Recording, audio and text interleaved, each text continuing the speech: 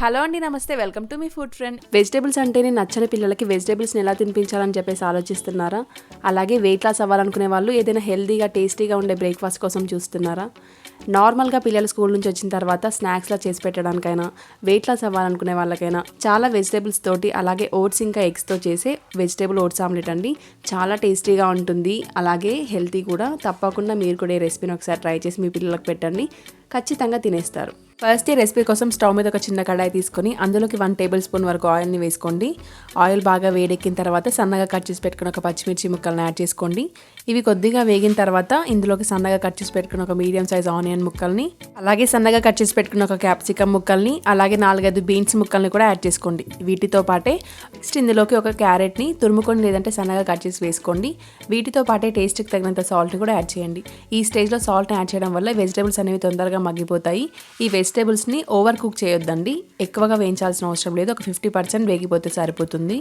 ఇవిలో ఒక 50% వేగిన తర్వాత స్టవ్ ఆఫ్ చేసుకొని పక్కన ఉంచుకోండి. ఆ తర్వాత వేరొక బౌల్లోకి కాగబెట్టి చల్లార్చిన ఒక టేబుల్ స్పూన్ వరకు పాలను యాడ్ చేసుకోండి. అందులోకి అంతే ఒక 1/2 టీ స్పూన్ వరకు కారాన్ని, 1 టీ స్పూన్ వరకు ధనియాల పొడిని, 1/2 టీ స్పూన్ వరకు పెప్పర్ పౌడర్ ఉంటే యాడ్ చేసుకోండి. వీటన్నింటినీ ఒక 30 సెకండ్ల పాటు మిక్స్ చేసుకున్న తర్వాత ఇందులోకి 2 ఎగ్స్ని బ్రేక్ చేసుకొని వేసుకోండి.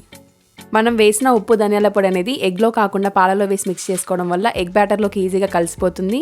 అలాగే ఈ ఆమ్లెట్లో పాలను వేసుకోవడం వల్ల కొద్దిగాని మనం రెడీ చేసుకుంటున్న మిక్స్డ్ వెజ్ ఎగ్ బ్యాటర్ అనేది థిక్గా ఉండకుండా కొద్దిగా పల్చగా ఉండి ఆమ్లెట్ వేసినప్పుడు ఈజీగా స్ప్రెడ్ అవుతుంది.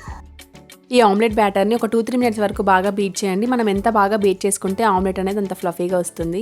నెక్స్ట్ ఇందులోకి మనం 50% ఫ్రై చేసి పక్కకు పెట్టుకున్న వెజిటేబుల్స్ ఉన్నాయి కదా, అవి యాడ్ చేసుకుందాం. ఈ వెజిటేబుల్స్ని యాడ్ చేసుకున్న తర్వాత కూడా ఈ బ్యాటర్ని ఒక 2-3 మినిట్స్ పాటు బాగా బీట్ చేసుకోండి. మీరు కావాలనుకుంటే ఇదే బ్యాటర్ తోటి ఆమ్లెట్ని వేసుకోవచ్చండి. లేదనంటే 2 టేబుల్ స్పూన్ల వరకు బ్లెండ్ చేసుకున్న ఓట్స్ పౌడర్ని యాడ్ చేసుకొని కూడా వేసుకోవచ్చు. ఈ ఓట్స్ పౌడర్ యాడ్ చేసిన తర్వాత కూడా 1 నిమిషం పాటు బాగా కలుపుకోండి. ఇలా ఓట్స్ పౌడర్ అంతా కూడా ఆమ్లెట్లో బాగా మిక్స్ అయిపోయిన తర్వాత ఇందులోకి చివరిగా కట్ చేసి పెట్టుకున్న కొత్తిమీరని యాడ్ చేసుకొని పక్కన ఉంచుకోండి.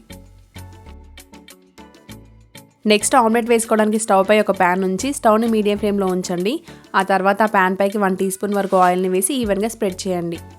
ప్యాన్ బాగా వేడెక్కిన తర్వాత మనం ప్రిపేర్ చేసుకున్న బ్యాటర్లోకి హాఫ్ బ్యాటర్ని వేసి ఈవెన్గా స్ప్రెడ్ చేసుకోండి.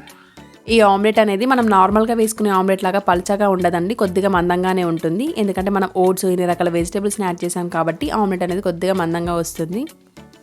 ఆమ్లెట్ని ఇలా వీలైనంత పల్చగా స్ప్రెడ్ చేసుకున్న తర్వాత మంటని మీడియం ఫ్లేమ్లో ఉంచి ఒక 2 నిమిషాల పాటు ఫ్రై అవ్వనివ్వండి. ఇలా ఒక సైడ్ 2-3 నిమిషాల పాటు బాగా వేగిన తర్వాత వేరొక సైడ్కి ఫ్లిప్ చేసుకొని రెండో వైపు కూడా ఎర్రగా వచ్చేంత వరకు ఉంచుకోండి.